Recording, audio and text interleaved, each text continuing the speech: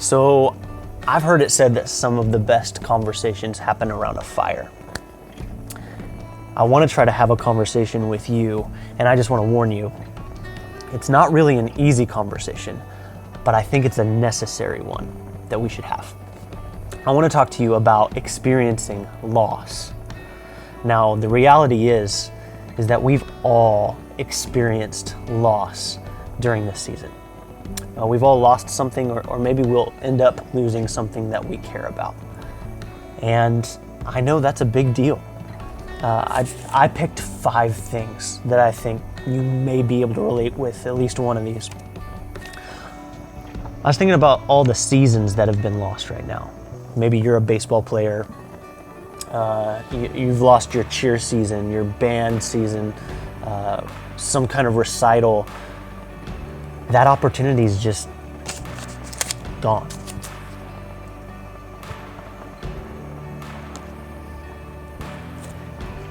This one's a tough one.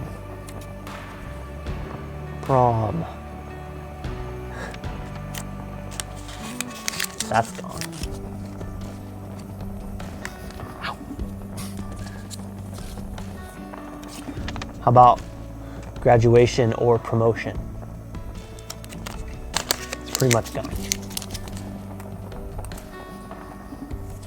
I'm not going to get burned when I film this. I was thinking about those of you who have a job right now, or you don't have it anymore. Sorry, not trying to be a jerk. But now you're broke because you spent all your money on DoorDash. That's kind of gone right now. And I think this is all of us, right? We've lost normal in our lives. Our routines, school, hanging out with our friends, going to the movies, eating at our favorite places, being together, all normal. It's just gone. It's fading away, and we're trying to figure out whatever the new normal is, and it kind of sucks. Hopefully I don't catch my house on fire here. Here's my question. What do you do when you lose something that you care about? What do you do when you lose something that you care about? I think many of us will just ignore it, and we'll kind of bury it deep inside under the surface. But the problem with that option, with how you deal with loss, is that beneath the surface, the pain only grows, right? Some of us, we won't ignore it. We'll just try to numb it. It's a lot of Netflix or Disney Plus or whatever it is you watch. It's eating a lot of food or whatever substance that just helps you not feel the pain of what you've lost. The problem with numbing is, though, it always wears off eventually. And often, if we lean into numbing for long enough, it just creates more problems, right? So those aren't great options. I think you probably agree with that. But then you even think about this season of isolation right now. We can't really be together, so we're all dealing with loss right now, and we're kind of alone. And I just think that that's just a recipe for things to just spiral out of control in our lives. For some of us, if we ignore or if we just numb the loss that we're experiencing in our lives, it can lead to bitterness, it can lead to anger, it can lead to anxiety. For some of us during this time, it will lead to depression. And I know for a fact for you that is not a place that you want to go. So what do? What options do we have with how we deal with loss? And here's what I want to challenge you to do. I want to challenge you to let go of what you've lost. Now, here's what I'm not telling you. I am not telling you that what you lost doesn't matter.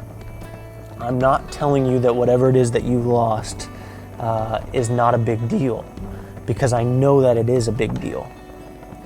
What I am telling you is this is your decision to no longer let that loss that you've experienced own you. Your loss does not have to own you, but you have to let it go. How do you let it go? I want to offer just a few suggestions. How do you let go of what you've lost? I think you need to answer 3 questions. They go like this. What did you lose? How did it make you feel? And how does that change things for you? 3 very important questions. And here's what you're going to do with how you answer those questions. You're going to do 3 things with them. The first thing you're going to do is you're going to let it out to someone. The second thing you're going to do is you're going to write it down on something. And the third thing you're going to do is you're going to release it to God. Let's talk about those things really quick. The first thing you're going to do is you're going to let it out to someone. And that's something that you can do very practically right now. You can go to your small group, you can be bold, and you can share with your small group, let it out, the answers to those 3 questions. What did I lose? How did it make me feel? How has it changed things for me? Processing it verbally is a really healthy thing, and it helps us get out of the spiral.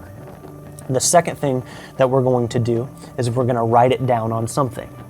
If you're someone who likes to journal, that would be a great form for you to write it down. Maybe you like to draw, and you could draw a creative picture that expresses those 3 questions and how you answer them. Get creative. You don't feel like you have to use pen and paper. If you want to use a computer or whatever outlet, just write it down on something. Again, we are processing it. We're not internalizing it. We are letting it out. We're writing it down. The third and the most important, listen to me students, the most important thing we're going to do to let go of our loss is we're going to release it to God.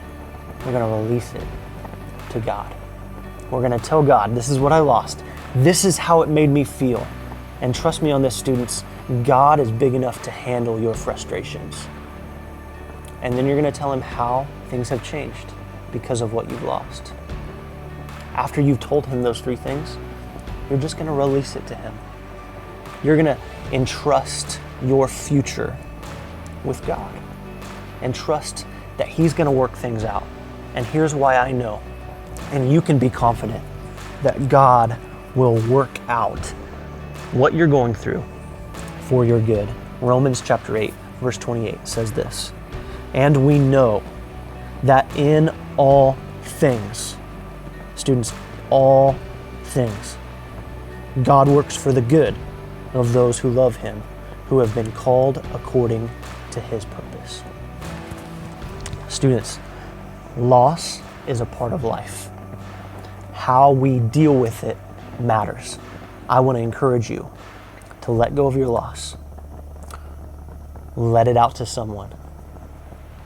Write it down on something and release it to God.